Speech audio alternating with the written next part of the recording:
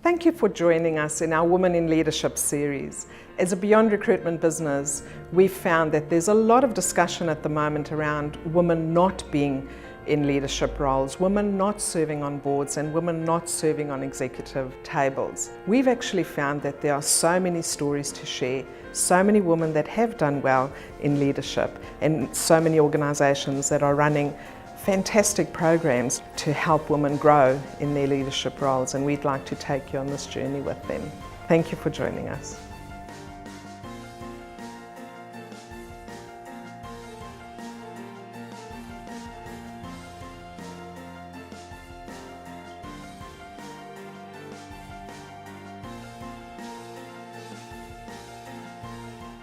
Thank you very much for coming along to Beyond today to contribute to our Women in Leadership series. We're very, very privileged and lucky to have you here, so thank you for coming along. Great to be here, thanks. Thank you. So just wondering if you could start by just telling us a little bit about yourself for those that don't know you. Yeah, hi, I'm Alison. I'm Chief Exec of Transpower. Been in this role now for nearly 3 years in February next year. Time flies. I've had a very varied background, mainly in big corporates. So I did 11 years in Fletcher Challenge in paper, forest and energy, and in Fonterra for 7 years. So broad background across a lot of corporate functions. Started off life as an engineer, and here I am in Transpower. So how did you get to where you were? What was your sort of career path? What were the critical points that got you to where you are today? Probably a bit of luck. So I started off as an engineer, did 4 years of what I call nuts and bolts engineering. I did chemical engineering, worked in what's now Motunui Methanex plant when it was being built, so construction commissioning startup. Then did my OE, worked for an American chemical company in Europe, had a dream job on the continent on expenses for 12 months doing sort of engineering process stuff. But worked out that I really didn't want to work middle of the night, freezing cold environments. There's got to be a nicer way to work. So I went off to business school, did an MBA there, and then came back to New Zealand and joined Fletcher Challenge here in Wellington actually. It was just after the Petrocorp acquisition from the Crown. And then I did 11 years, as I say, in Fletcher's, a lot in energy, then in forestry, pulp and paper. I did a whole variety of different roles, from sales, marketing, business development, strategy. Then I basically did a job, moved to be manufacturing director at Fletcher Forests, and then finance director in Fletcher Paper.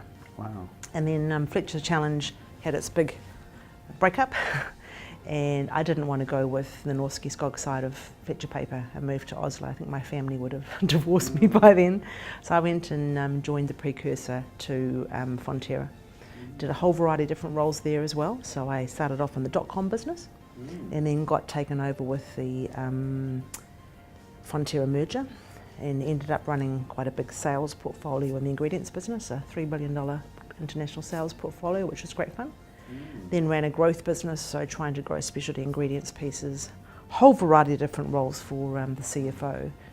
Decided that what I like doing is growing people and running businesses, and a lot of those roles from Fonterra are offshore. So stepped out, actually for a little while did a SME business in a PE firm. That ended up being quite a challenging experience.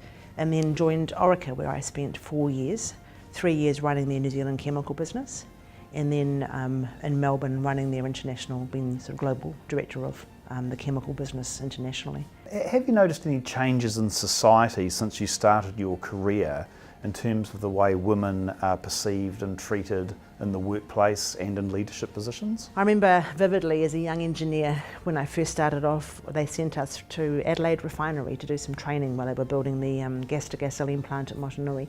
So I had a great fun 6 months doing lots of different jobs at Adelaide Refinery, but very few women there in the 80s. And I remember as a sort of 22-year-old walking into these control rooms that were plastered with Playboy centerfolds and trying to pretend that this was not awkward and that I was quite okay with all this and I was a cool person. And so I think that nowadays you wouldn't see that. No, I mean, that sort of overt thing has changed. So things have definitely changed.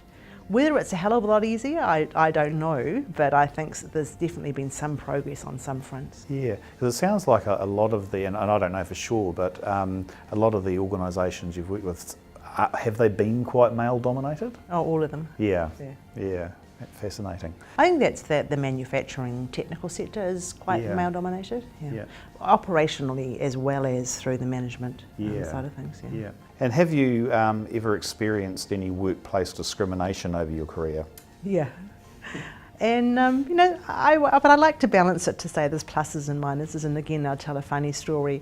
Again, back at Motunui as a young engineer, we were given small parts of plant to commission as a part of experience. And so I'd go out in the morning down to the workshop, and because you had to get a crew to come and help you, so you'd have to pick up. In those days it was quite unionised, so you'd have to get your instrument tech and your operator and your fitter and various bits and pieces. And the instrument tech guys were always in. There's just not enough of them. It was a rare skill.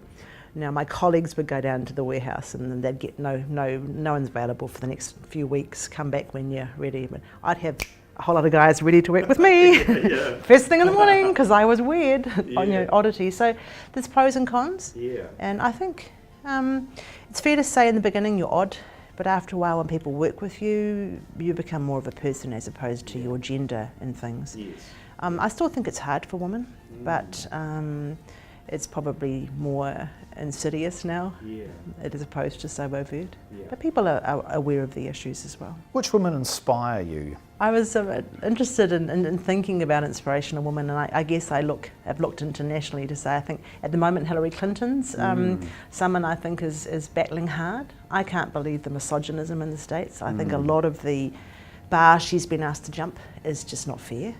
So I think I'm admiring her for pushing through. Goodness knows how that's going to pan out. I think Angela Merkel, the compassion and the sort of way she's been trying to deal with the European refugee crisis and that steady leadership has been quite inspirational. Aung San Suu Kyi, her whole approach to that resilience and over years being able to battle and still stand up for what's right but stay gracious and calm through that. So there are some really inspirational women leaders. So you've had quite steady career progression all throughout your career. Have you found that it's been easier or smoother to progress your career more recently than it was in the early stages of your career? I don't know is the answer to that question. I mean, I was very lucky with Fletcher's to be there 11 years and to have an enormous range of opportunities. So I worked across 3 totally different business sectors. Energy, which was power generation, natural gas reticulation, oil and gas exploration, petrochemicals, through forestry, through pulp and paper. So quite different sectors and every different job from, as I say, on the road selling, sales role, engineering, finance, manufacturing and strategy, and so they were brilliant at growing you and giving you that breadth. And those big companies are really good at, you learn lots of processes and systems and good practices and ways of doing things. So having had that breadth, I think it made opportunities easier because you've got a track record and you've got those experiences. It's always easier to move on when you can say, yes, I've done that, and here I've got a proven track record. So I was lucky to have that kind of experience. And then the Fonterra again, 7 years, huge number of different roles and further breadth. That's really helpful. What's your biggest or proudest achievement in your career? Oh, if I can say, probably my family. I know it's not a career thing, but being able to balance having a great job and do fun things and still have two great young men now, can't say boys. Been happily married for a number of years. So I think having that family and that strong base as well as the career is pretty special. Yeah, and how do you balance that? Do you have any sort of tricks or tips? Because it must be pretty challenging. It is. I think probably the biggest challenge for me in my career was when the children were little. I think a lot of working mothers battle with this about that childcare. But I think the way I've coped, and if it works for other people, but quite strong on boundaries. So being really clear about what I can and can't do for work. I prefer to be either at work or at home, and so being quite careful about how much time you spend in evening activities and things. And also unashamedly outsourcing as much as I possibly can. So childcare, housekeeping, gardening, trying to just not be a super person and do everything. So what advice might you have for women who are looking to move into leadership or expand their careers? First one is being authentic and being an authentic leader. So bring your whole self to work And people want to work for people who are authentic. What you see is there. So being authentic, I think, is really important. And for women, that's a lot about not trying to be a super person, because they're too scary. No one wants to work for someone who's a superwoman. Another one I think is resilience. It's about, I've had to learn over my career when to pick the fights, when to pick the battles, and when things you just got to let go. And being able to be strong in yourself and know. And what I've learned there about is, when you get some bad feedback, having a good network of trusted advisors that you can calibrate that feedback with. Because sometimes it is my problem, but other times it's actually not. It's someone else's problem. And so being able to keep things in perspective, and that's very, very helpful. And I think the other thing I'd say is have a go. I'm a great one of, most of my career breaks have come from quite challenging problems or things where people go, that's a hospital pass, I wouldn't do that. And I've thought about it and done it and been successful. And that's when you get these breaks. So I think being prepared to look at different things to do, have a go. I remember when I was at Fletcher Forests and I was manufacturing director, and the phone call went and said, Alison, I want to talk to you about being my finance director for Fletcher Paper. And my first comment was, I think you've got the wrong Alison. I think you need to talk to Alison that did it in your finance team. No, I want you to come and do it, an engineer. Why would I want to do that? Best thing I ever did. Wow. So it's being open to those opportunities and actually being, take a leap, have some confidence and have a go. Fantastic. Do you think society does enough to help women in the workplace? I think we can always do more. I mean, if you look at the statistics, and I'm very proud to be part of this Champions for Change network that we're trying to get to drive diversity, not just gender, but also Māori, Pacifica, others. The statistics are not flash. We don't have enough women on boards, women in senior management, the pipeline's not coming through. So when you say to me, are we doing enough? Well, clearly not. The statistics speak for themselves, the data talks. Quite what we have to do, I think a lot of it's about having that dialogue, having a lot of men talk about this, wanting to be champion and wanting to make a difference. Yeah, fantastic. Well, look, Alison, thank you very much for coming in today and talking to us. On behalf of the team here at Beyond Recruitment, we really appreciate the time you've taken out. I'm sure your story and your successes and your very interesting and successful rise into leadership will be of interest and of inspiration to our candidates.